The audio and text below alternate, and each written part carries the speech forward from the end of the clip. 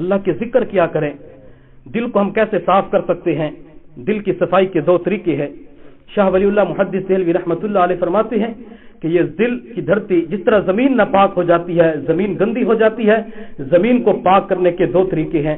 ایک طریقہ تو یہ ہے کہ آسمان سے بارش اتنی شدت کے ساتھ پڑے کہ اس نجاست کو بہا کے لے جائے، زمین پاک ہو جائے گی. زمین کو پاک کرنے کا دوسرا طریقہ کہ سورج کی شعائیں اتنی شدت کے ساتھ اس نجاست کے اوپر پڑیں کہ اس کو جلا کے رکھ دیں، زمین پاک ہو جائے گی. گناہوں کی وجہ سے بندے کے دل کی زمین، دل کی دھرتی یہ ناپاک ہو جاتی ہے، گندی ہو جاتی ہے. اس دل کو صاف کرنے کے دو طریقے ہیں. ایک طریقہ تو یہ کہ انسان اللہ کا ذکر اتنی کثرت کے ساتھ کرے کہ ذکر کے انوارات، ذکر کی بارش اتنی شدت کے ساتھ ہو کہ اس نجاست کو بہا کے لے جائے.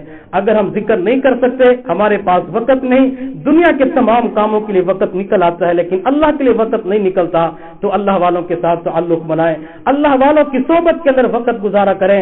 جب اللہ والوں کی صحبت کے اندر وقت گزاریں گے، ان کی نگاہ جب آپ کے دلوں کے اوپر پڑے گی، پروردگار ذوالجلال دل کی نجاست کو جلا کے رکھ دے گے، یہ نجاست ختم ہو جائے گی. حضور صلی اللہ علیہ وسلم نے فرمایا العین حق، آنکھ کا لگ جانا یہ حق ہے.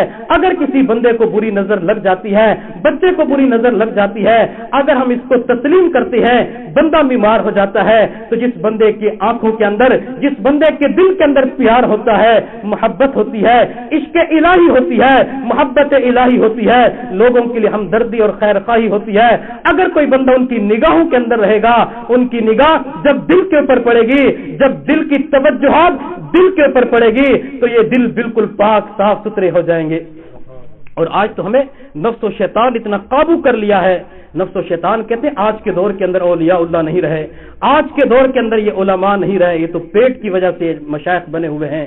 میرے بھائی، آپ جس بندے کے پاس جائیں گے، دو چیزیں دیکھ لیں، اس کی صحبت کے اندر بیٹھ کر آپ کو اللہ کا اللہ یاد آ جاتے ہیں. وہ بندہ متبع سنت ہے، ہر کام سنت کے مطابق کرتا ہے. آپ اس کے ساتھ تعلق بنا لیں. اگر آپ تعلق بنانا چاہتے ہیں تو جنگ کی دھرتی کے اوپر چلے جائیں.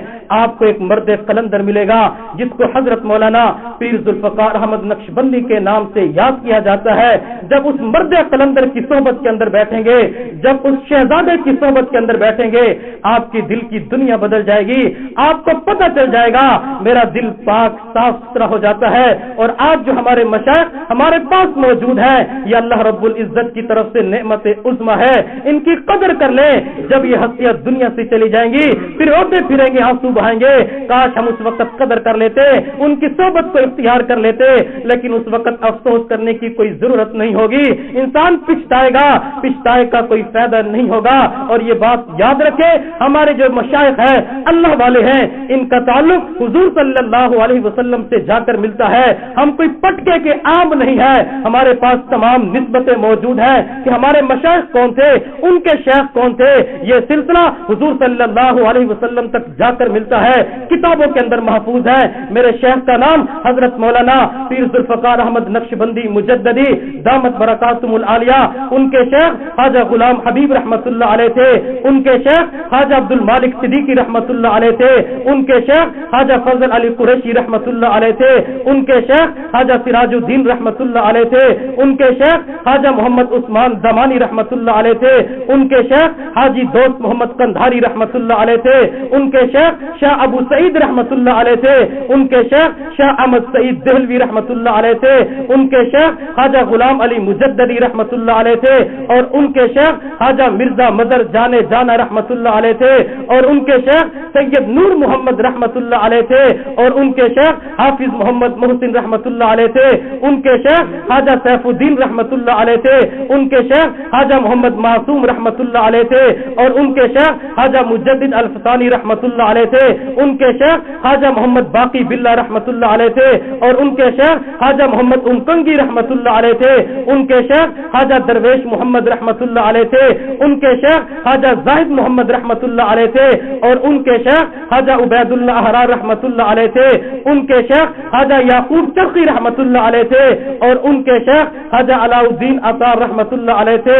اور ان کے شیخ خواجہ बहाउद्दीन नक्शबंद बुखारी रहमतुल्लाह अलैह थे और उनके शेख सैयद अमीर कलाल रहमतुल्लाह अलैह थे, उनके शेख ख्वाजा मोहम्मद बाबा सिमासी रहमतुल्लाह अलैह थे और उनके शेख ख्वाजा अजीजान अली रामितनी रहमतुल्लाह अलैह थे, उनके शेख ख्वाजा महमूद इंजीर फकनवी रहमतुल्लाह अलैह थे और उनके शेख ख्वाजा अब्दुल खालिक गजदवानी रहमतुल्लाह अलैह थे और उनके शेख ख्वाजा अबू यूसुफ हरमदानी रहमतुल्लाह अलैह थे और उनके शेख बू अली फारमदी रहमतुल्लाह अलैह थे और उनके शेख अबुल कासिम गोरगानी रहमतुल्लाह अलैह थे और उनके शेख ख्वाजा अबुल हसन खरकानी रहमतुल्लाह अलैह थे और उनके शेख इमाम ख्वाजा बायजीद बुस्तामी रहमतुल्लाह अलैह थे और उनके शेख इमाम जाफर सादिक रहमतुल्लाह अलैह थे और उनके शेख कासिम बिन मोहम्मद बिन अबी बकर सिद्दीक रजी अल्लाह तआला अन्हु थे, उनके शेख सैयद सलमान फारसी रजी अल्लाह तआला अन्हु थे और उनके शेख हजरत अबू बकर सिद्दीक रजी अल्लाह तआला अन्हु थे और उनके शेख उनके पीर तरीकत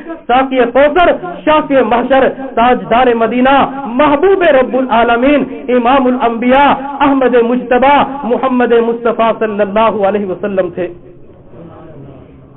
हमारे पास तमाम निस्बतें मौजूद हैं, हमें हर चीज पता है कि हमारे मशाइख कौन थे, हमारे उस्ताद कौन थे। जब हमारे पास हर चीज मौजूद है तो अल्लाह वालों के साथ ताल्लुक बनाए, अल्लाह वालों के साथ ताल्लुक बनाएंगे इंसान की जिंदगी बदल जाती है। परवरदिगार ज़ुल जलाल से दुआ है अल्लाह रब्बुल इज्जत हमारे दिल की धरती को पाक साफ फरमाए। व आखिरु दावाना अनिल हम्दुलिल्लाहि रब्बिल आलमीन। मेरा दिल बदल दे, मेरा दिल बदल दे।